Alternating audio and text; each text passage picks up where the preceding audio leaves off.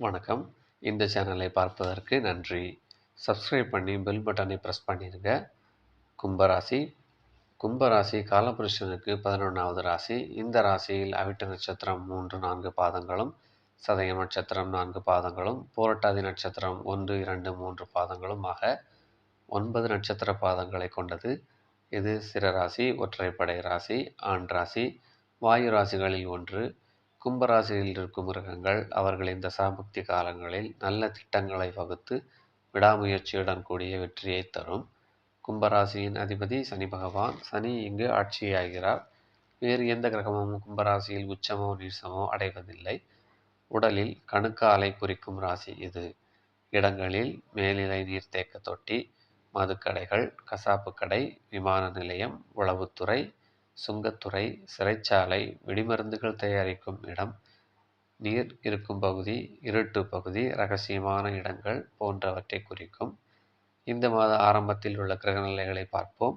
மிதுனத்தில் குரு சுக்கிரன், கடகத்தில் புதன், சிம்மத்தில் சூரியன் கேது, கன்னியில் செவ்வாய், கும்பத்தில் ராகு, மீனத்தில் சனி வக்ரம்.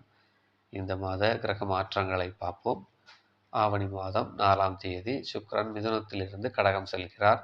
14ஆம் தேதி புதன் கடகத்திலிருந்து சிம்மம் செல்கிறார். 28ஆம் தேதி அங்காரகன் கன்னியிலிருந்து துலாம் செல்கிறார். 29ஆம் தேதி சுக்கிரன் கடகத்திலிருந்து சிம்மம் செல்கிறார். 30ஆம் தேதி புதன் சிம்மத்திலிருந்து கன்னியில் செல்கிறார். இனி கும்பராசிக்கான ஆவணி மாத ராசி பலன்களை பார்ப்போம். அன்பான கும்பராசி அன்பர்களே, உங்கள் ராசிநாதன் சனி பகவான் 2இல் வக்ரமாகி இருப்பது தனஸ்தானத்தை தடை செய்யும் அல்லது தனவரவில் ஒரு மாற்றம் கொண்டு வரும். லக்னாதிபதி சனி 2இல் வக்ரமாகி தனம் வரும் வழியை தாமதப்படுத்துவார். பேச்சில் கவனமாக இருக்க வேண்டிய காலம் இது. பேச்சால் வம்பு வழக்கு வரும் வாய்ப்புகள் உண்டு. செவ்வாயின் பார்வை சனிக்கு கிடைப்பதால் பேச்சால் பிரச்சனை வர வாய்ப்புகள் உண்டு. ஜென்மச்சனி முடிந்து சற்று ஆறுதலில் இருக்கும் கும்பராசியினர் சனி வக்ரகாலம் முடியும் வரை சற்று அமைதி காப்பது நல்லது. தொழில் விஷயங்களில் 10ஆம் அதிபதி செவ்வாயின் பார்வை தனஸ்தானத்திற்கு விழுகிறது. இதனால் தொழில் வேகம் எடுக்கும். ஆனால் தன வரவில் குறை உண்டு. லக்னத்தில் ராகு இருந்து தொல்லைகளை தருவார். குரு பார்வை ராகுவிற்கு கிடைப்பதால் சுமார் 1 வருட காலம் மிதுனத்தில் இருந்து லக்னத்தை பார்த்து ராகுவை கெடுதல் செய்ய விடாமல் தடுக்கிறார். நேர்வழியில் சிந்தித்து நேர்வழியில் நடக்க பிரச்சனை இல்லை. ராகு தொழில், வேலை, வருமானம் விஷயத்தில் பொய் சொல்ல வைப்பார். 5இல் குரு சுக்கிரனின் நினைவு. குரு சுக்கிரனின் பார்வை 11இல் விழுவதால் மிகவும் நல்லது. குழந்தையை எதிர்பார்த்து காத்திருந்திருப்பவர்களுக்கு நல்ல செய்தி உண்டு. ஆண் குழந்தை பிறக்கும். குரு தனது பார்வையை 11இல் தருவதால் லாபம் உண்டு.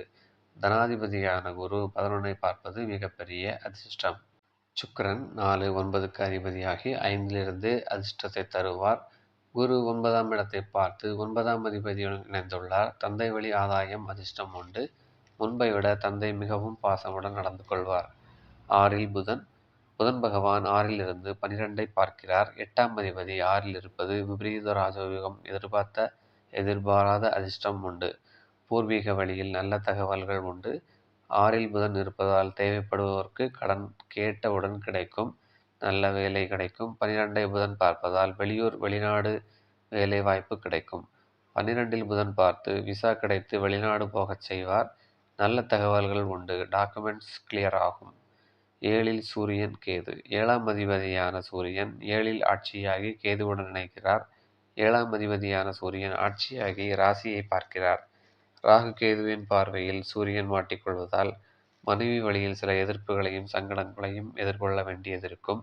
சூரியன் லக்னாதிபதிக்கு பகையாவதால் கேதுவுடன் இணைந்து சூரியன் பாதிக்கப்படுகிறார். மனைவிக்கு உடல்நிலை பாதிக்கப்படும். 6ஆம் இடத்தில் புதன் இருந்து 12ஐ பார்ப்பதால் நரம்பு கோளாறுகள் மற்றும் கால் நரம்பு சுண்டி இழுக்கும். 8இல் செவ்வாய். செவ்வாய் கோச்சாரப்படி 8இல் இருப்பது சற்று சாதகமில்லாத அமைப்பு. இவரின் பார்வை சனிக்கும் உண்டு. சனி வக்ரமாகி 8ஐ பார்ப்பது தற்சமயம் நல்லதல்ல. 2 வீலரில் செல்லும் போது மிகவும் கவனமாக செல்ல வேண்டும். செவ்வாய் 8இல் மறைந்து 28ஆம் தேதி வரை கன்னியில் அமர்கிறார். 28ஆம் தேதிக்கு பிறகு துலாம் செல்கிறார். உறவினர் விரோதம் ஏற்படும். சகோதரர்களிடையே மனஸ்தாபம் உண்டாகும். லக்னாதிபதி சனி 2இல் வக்ர நிவர்த்தி ஆகும் வரை சில தொந்தரவுகள் இருக்கும். 7.5 சனியில் ஜென்மச்சனியை தாண்டிவிட்டாலும் தற்சமயம் சனி குருவின் வீட்டில் இருப்பதாலும் பெரிய பாதிப்புகள் ஏற்பட வாய்ப்புகள் இல்லை. பரிகாரமாக, நடக்க இயலாதவர்களுக்கு இரும்பில் கைத்தடியும், முதியவர்களுக்கு காலணியும், ஏழை எளியவர்களுக்கு அன்னதானம் செய்வதும் சனிக்கு பிரீதி ஆகும். கும்பராசிக்கு லக்னாதிபதி சனி 2ல் வக்ரமாகி இருந்தாலும் குரு 2க்கும் 11க்கும் உரியவராகி 5ல் இருந்து 9, 11 மற்றும் லக்னத்தை பார்த்து உங்களை காப்பாற்றுகிறார். லக்னத்தை குரு பார்த்ததால் எதையும் சமாளிக்கும் வல்லமை உங்களுக்கு உண்டாகும். கும்பராசி கும்ப லக்ன அன்பர்கள் எல்லாவிதமான அருளும் பொருளும் பெற்றிட எல்லாம் வல்ல ஆண்டவனை வேண்டிக் கொள்கிறேன். மீண்டும் மற்றொரு பதிவில் சந்திப்போம். நன்றி, வணக்கம்.